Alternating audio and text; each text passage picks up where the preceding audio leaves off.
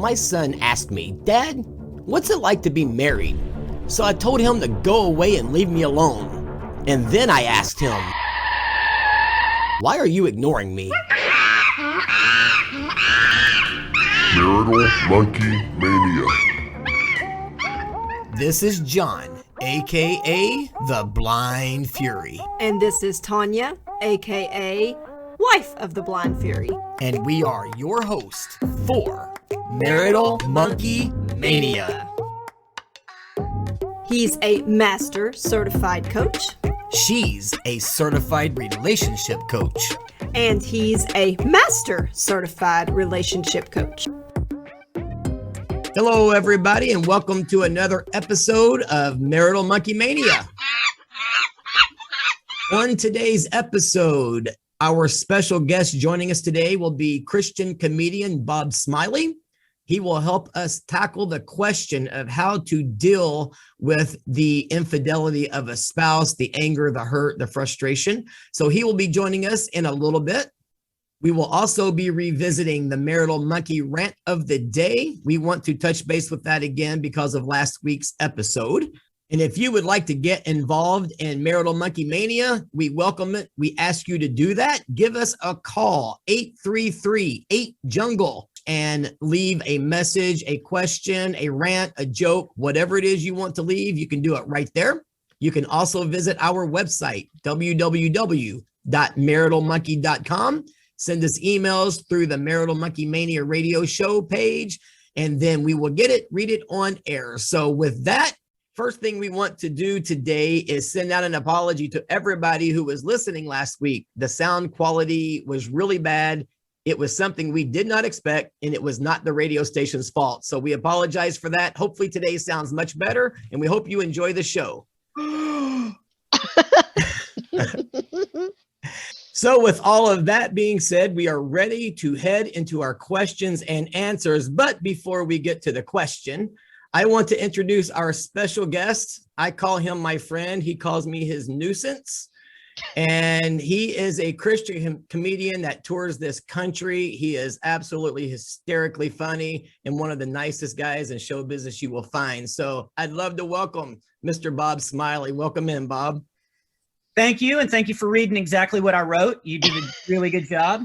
I'm not bad for a blind guy. Yeah, that was great. Thanks for making the letters huge so I could see them. Yeah. That's pretty. I'm glad you like that, Bob. I didn't miss anything. Are you sure? No. I mean, it'll be in my Yelp review, but yeah, we can just deal with that later. Okay. Well, you promised me $25 to say nice stuff, so you've got my address. Oh, if there's going to be any money changing hands, way. He got you on that one, John. This is why we want to bring Bob in. But Bob, before we tackle this question, I want you to tell everybody you're not just a Christian comedian, but you also do a little extra with that, don't you? Yes, I'm a male model. Some people call it eye candy. Yeah. So yeah, I do that. And you do voiceovers. And I do voiceovers for, cartoons for dogs. The voice that hits so high that only dogs can hear. I'm really popular with that, with those kind of characters. So. That's awesome. Well, mine just jumped out the window. Yeah, there you go. See? I don't even have a dog. What are you talking about? I'm an author. I write for Focus on the Family. I write a character called Average Boy for their middle school magazine. I have authored 2 comedy devotional books for middle school kids, and the third one is coming out in January. I'm a podcast host with my wife on Hook, Line, and Smiley, and then I do an Average Boy podcast for families to listen to on Focus on the Family. So yeah, I guess I do. I never really thought about it, actually. Like, I'm a busy dude. What am I doing on here? Because you love me. You can't help but to love the blind guy. That's why. Oh, are you blind? I don't think you've mentioned it. No. Hey, by the way, did you ever tour with the Newsboys? You know what? I don't like to talk about it, but yes, I've done 3 tours with the Newsboys. Even though my best friend Peter Furler tells me I shouldn't name drop, so I'm trying not to do that. But yeah, I'm sorry. I hope the interference in my phone. Toby Mac keeps texting me. It's okay. Oh, so annoying. I don't want to read your new lyrics. Yeah. Okay. The Newsboys thing was a little bit of a spin off of the podcast I saw Tim Hawkins do. It's pretty funny. So, but you also do some marriage stuff, don't you? I do. If by marriage stuff you mean I'm married, yes, I do. Yep. Okay, cool. Got that cleared up. What's our listenership? Or what can we talk about? I do a lot of marriage stuff. Yeah. In fact, when this interview is over, I plan to do some marriage stuff. Okay. I've been on the road for 2 days, so. Okay, well, we're not going to ask any more questions to Bob at this point. I don't know if I'm going to get a serious answer out of him or not, but that is perfectly fine. This is why we bring him on. Awesome. So, Tanya, are you ready to read the question? And Bob and I are going to try to tackle this thing. Okay, here we go. This is an anonymous question. It is from a lady, though, I will say that. How do you get over the anger after your husband cheats, leaves you for another woman, bashes you on social media, as well as your children, after being married for 27 years? Please tell me how not to be so hurt and angry. Ouch. Oh, that's great. I mean, that's terrible that somebody's going through that, but that is a great question because that's a question that people deal with. And again, I don't know if everybody knows my backstory, but I was married for 18 years, went through kind of exactly the same thing. Yeah, so that is a great question. So I'm going to do something I don't normally do. I'm going to be super serious. I heard a quote, and I'm sure everybody's heard this quote, but being angry at somebody is like drinking poison and expecting the poison to kill the other person. That's right.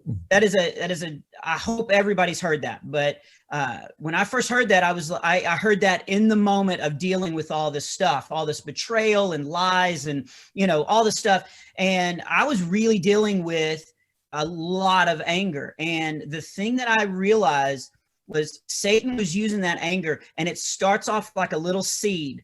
And I will let it grow into my mind, and I will sit there. And a lot of times it would happen during prayer. Like I would be praying to God, like, help me. I was, raising 3 boys and, like, just help me be a good single dad. Let me just, help them through that and help, me to deal with. And I would start praying about, like, help me deal with my anger, even though, God, you really should, like, where's the justice? Like, why is she not? Why is this other guy, like, how dare them break up 2 families? And like, I would just sit there, and in my prayer, I would just fester.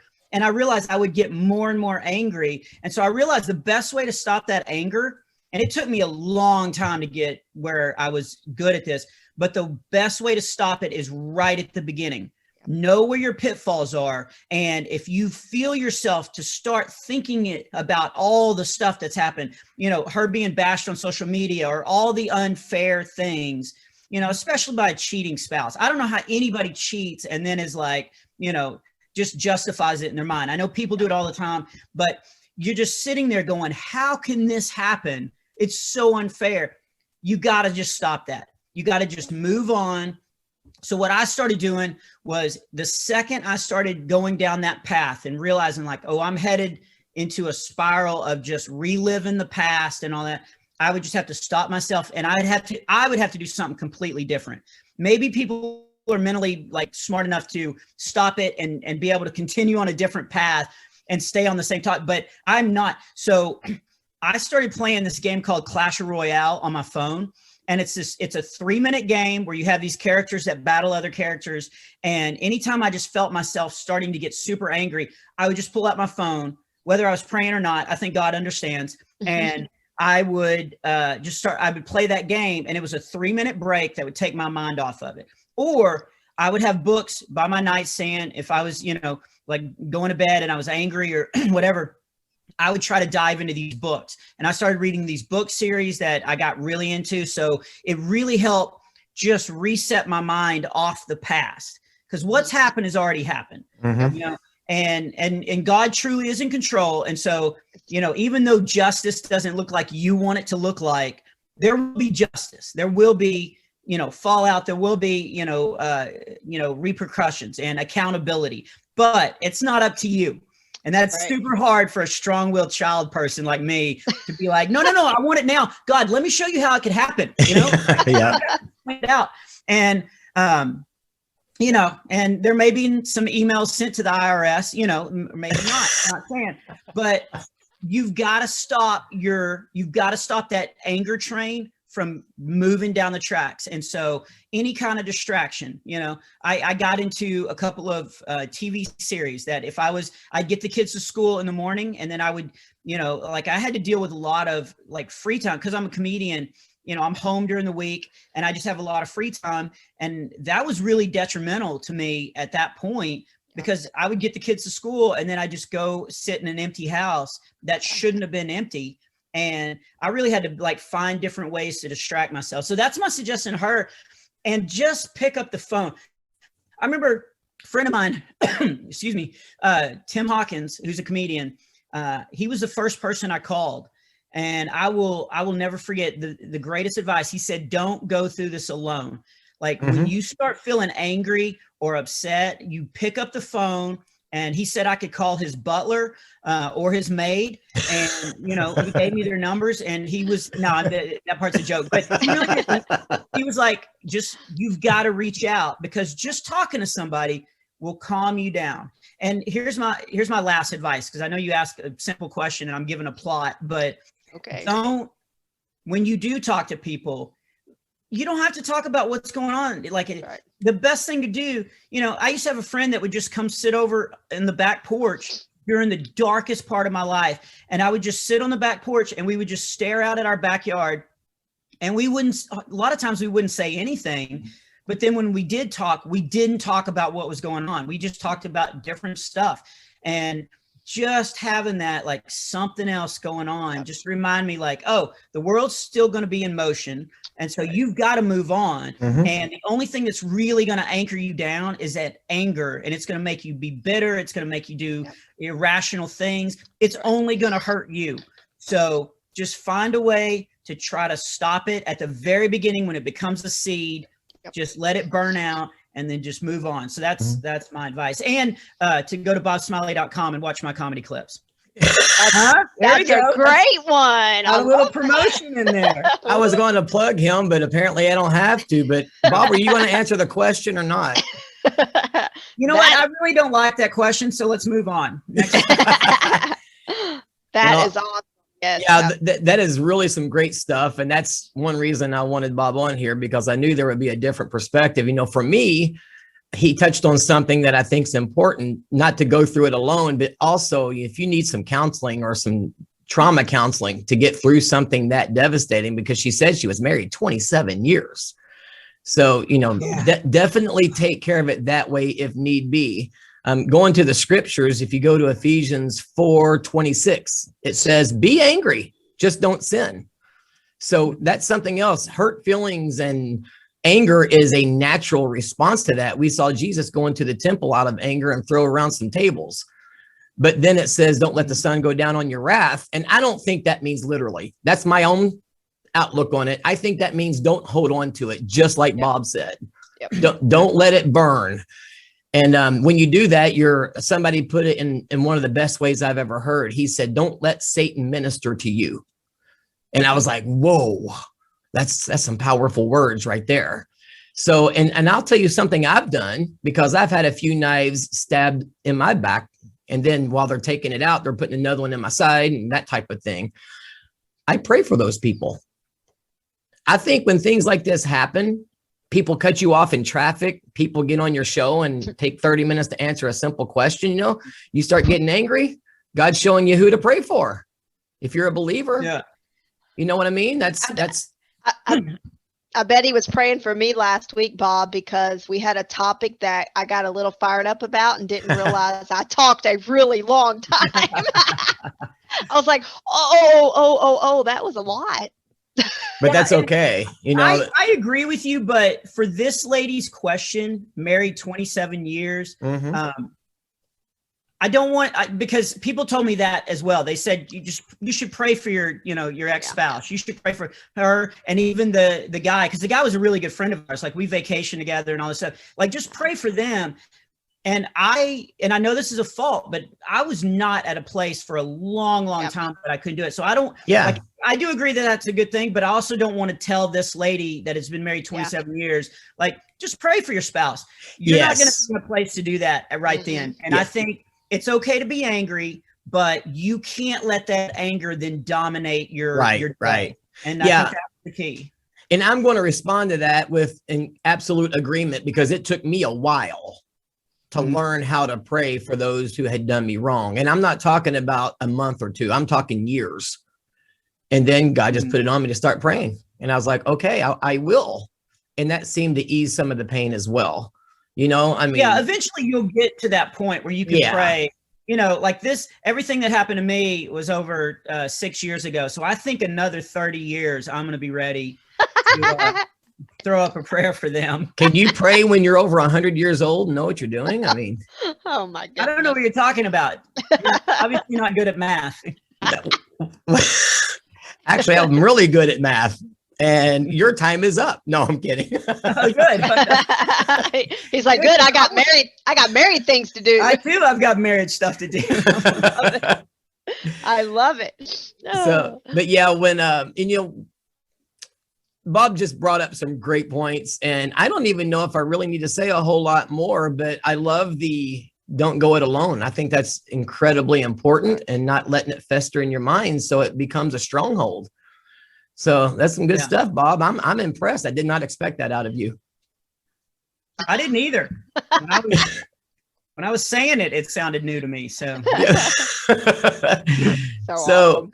We hope we answer those questions. And let me say this too, because it is kind of, I'm passionate about this stuff. We didn't notice. She needs to know that it will eventually get better. It may take a long time, especially 27 years of just totally intertwined with somebody's life. It's going to take a long time, but life will get better. And I'm a testament of that. Like if you just like try to just get through it day to day and do the right thing and stuff, eventually it will get better. And there were nights where I was just super frustrated and all that. And I just kept telling myself, like, if I just hang in there, I know God's going to get me through all this and it will get better. And now I look back on that and be like, man, I'm so glad that I had that mentality. And that came from my friend saying that. So I want her to hear that. Well, not only that, but Bob, I think when people are the victim of this, they start to feel like they're less than, or maybe not worthy, or what did I do? But it's not about this lady. It's about the guy who did this.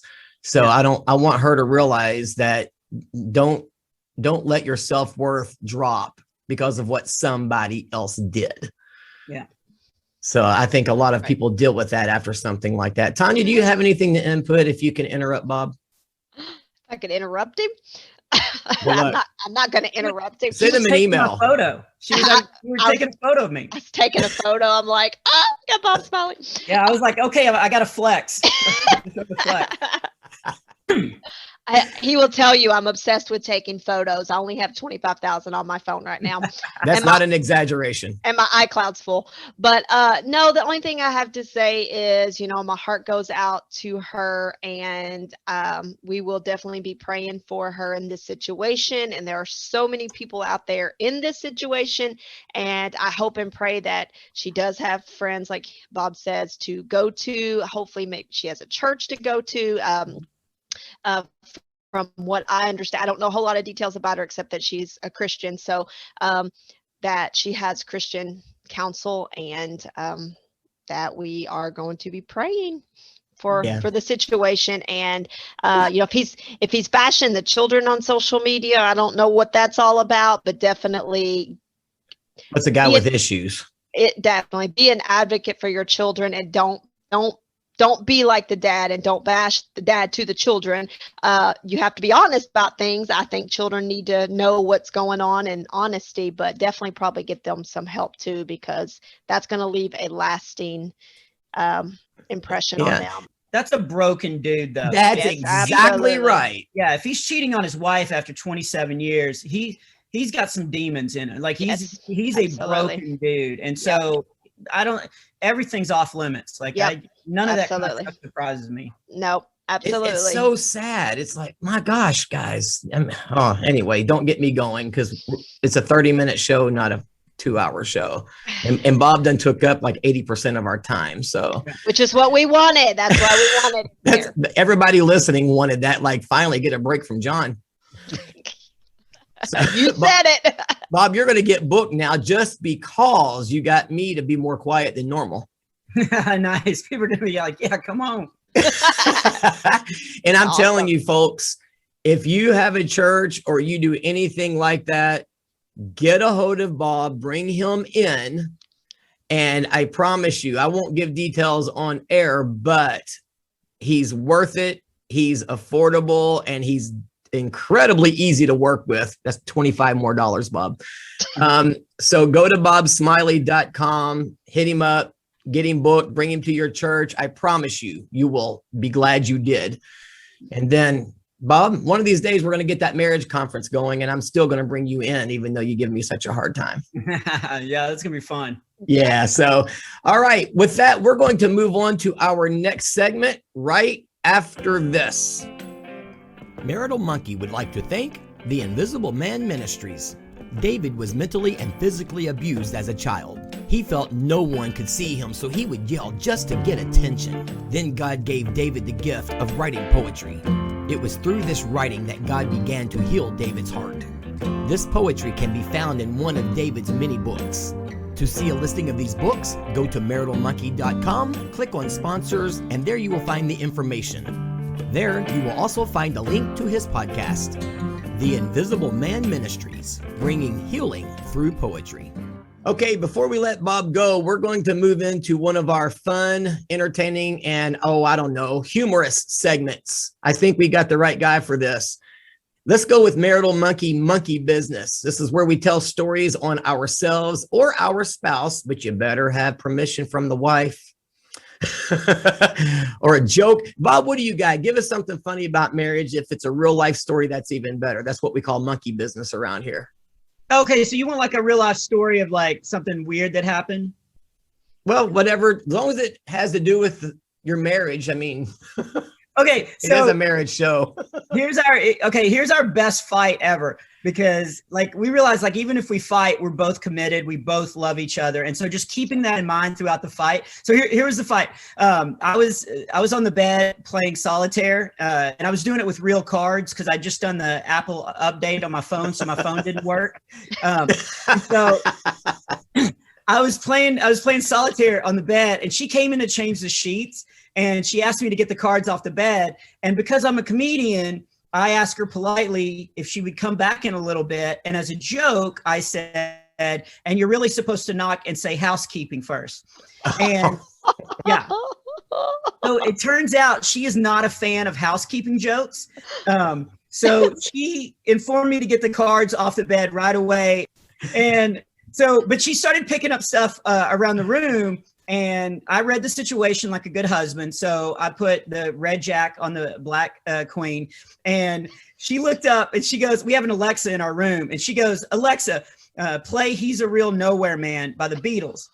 And I was like, what? And then she followed it up with Taylor Swift, Should Have Said No. I love it. I was like, hang on, is she Alexa fighting with me? So I interrupted it and I was like, play Hard-Headed Woman by Cat Stevens. And so it starts playing, and then she fired back with You're So Vain. And now what was kind of a fight, now we're laughing and we're like Googling song titles. And so I was like, play He Stopped Loving Her Today. And she played, what else did she play? She played These Boots Are Made for Walking. Oh my goodness.